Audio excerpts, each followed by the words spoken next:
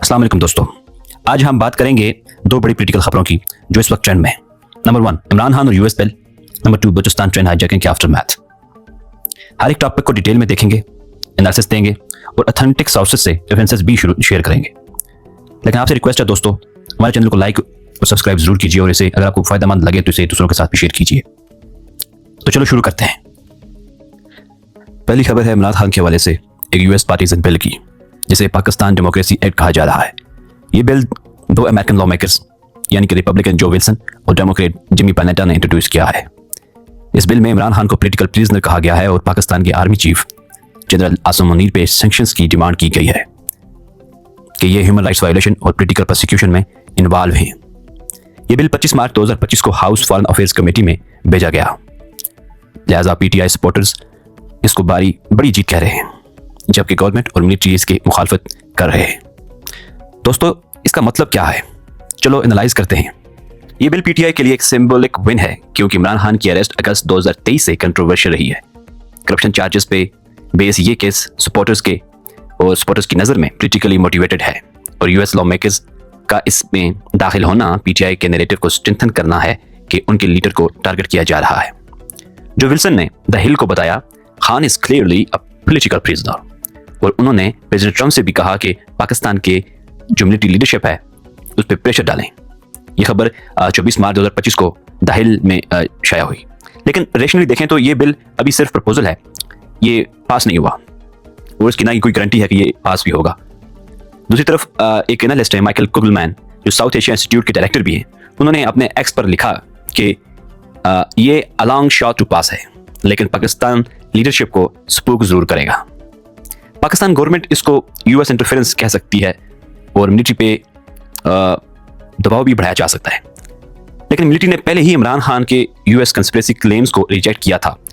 अगर हम हिस्ट्री में देखें तो 13 अप्रैल 2022 को डिप्लोमेट में खबर शाया हुई थी, जिसमें जो मिलिट्री ऑफिशियल्स हैं उन्होंने उसके इन इल्जामात को रिजेक्ट किया था। तो ये भी देखना जरूरी है कि यूएस का अपना स्ट्रेटेजिक इंटरेस्ट क्या है, जैसे कि चाइना पाकिस्तान कॉरिडोर और रीजनल स्टेबिलिटी, इसको कितना अफेक्ट करेगा। अगर सैंक्शंस लगी भी तो क्या रियल चेंज आएगा या ये सिर्फ डिप्लोमेटिक टेंशंस बढ़ाएगा, ये सवाल है दोस्तों। अभी इनकंक्लूसिव है कुछ भी कहना, लेकिन ये जो बिल है ये भी बज़ जरूर बना रहा है। एक आम खबर है बलूचिस्तान से, जहां जाफर एक्सप्रेस का हाईजैकिंग अभी भी चर्चा में है। जी हाँ, 11 मार्च 2025 को अगर आपको याद हो तो बलूचिस्तान लिबरेशन आर्मी जो है BLA, उसने 440 पैसेंजर्स वाली ट्रेन पे हमला किया और 28 लोगों को मार दिया, जिनमें 21 पैसेंजर्स और 4 सोल्जर्स थे, और 346 को मिलिट्री ने रेस्क्यू किया बाद में ऑपरेशन करके। BLA ने बलोच पॉलिटिकल प्रिजनर्स की रिलीज का अल्टीमेटम दिया था। पाकिस्तान ने इसके पीछे अफगान हैंडलर्स और इंडिया को मास्टरमाइंड कहा था, लेकिन दोनों मुल्कों ने इनकार किया। अब आफ्टरमैथ में सिक्योरिटी टाइटन हो रही है, इसमें कोई शक नहीं, लेकिन ट्रेन ऑपरेशंस भी बंद हैं और प्रोटेस्ट भी शुरू हो गए हैं। ये क्या दिखाता है दोस्तों, हमें ये सवाल है। इन सब को जानने के लिए in depth let's break it down. तो ये अटैक BLA के लिए एक बोल्ड मूव था। पहले कभी इतना बड़ा ट्रेन हाईजैकिंग नहीं हुआ। अल जजीरा के मुताबिक BLA का मकसद बलूचिस्तान की इंडिपेंडेंस और रिसोर्सेज पे कंट्रोल है, और ये जो डिमांड है, ये जो इच्छा है BLA की, ये आज से नहीं कई दहाइयों से, और ये डेकेड से मार्जिनलाइजेशन का शिकार हैं। ये खबर 12 मार्च 2025 को अल जजीरा में शाया हुई। तो मिलिट्री ऑपरेशन जिनमें हम बात करें तो ऑपरेशन ग्रीन बुलान, उसने भी लगभग 33 अटैकर्स को मारा, लेकिन 28 सिविलियन और सोल्जर डेथ्स ने कई सवालात उठाए हैं सिक्योरिटी को लेकर कि सिक्योरिटी क्यों फेल हुई। लेकिन अब जो मिलिट्री एस्टेब्लिशमेंट है उनका इस पर क्या रद्द-ए-अमल है, उन्होंने क्या कहा है। लेफ्टिनेंट जनरल अहमद शरीफ ने कहा कि the train attack has changed the rule of the game, और उन्होंने इंडिया पे इल्जाम लगाया, लेकिन कोई सॉलिड एविडेंस नहीं दिया। ये जो उनका बयान है, ये 14 मार्च 2025 को एक न्यूज़पेपर है, एक मैगजीन है द गार्डियन, उसमें ये चीज़ खबर शाया होती है। इंडिया के फॉरेन मिनिस्ट्री ने इसको बेसलेस कहा और अफगानिस्तान ने भी इन्वॉल्वमेंट देने से इनकार किया। 14 मार्च 2025 को अल जजीरा में शाया होने वाली खबर में ये इंडियन फॉरेन मिनिस्ट्री और अफगानिस्तान ऑफिशियल्स जो हैं उन्होंने इसको बेसलेस करार दिया। रेशनली अगर देखा जाए तो ये इल्जामात पाकिस्तान के ओल्ड नैरेटिव का हिस्सा लगते हैं।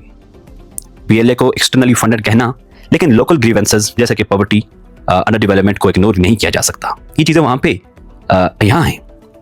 ऐसे ही CNN ने अपनी रिपोर्ट में कहा कि बलूचिस्तान का ग्वादर पोर्ट, जो चाइना के बेल्ट एंड रोड इनिशिएटिव का पार्ट है, इसने इंसर्जेंसी को फ्यूल दिया है। ये खबर अब 12 मार्च 2025 को CNN में शाया होती है।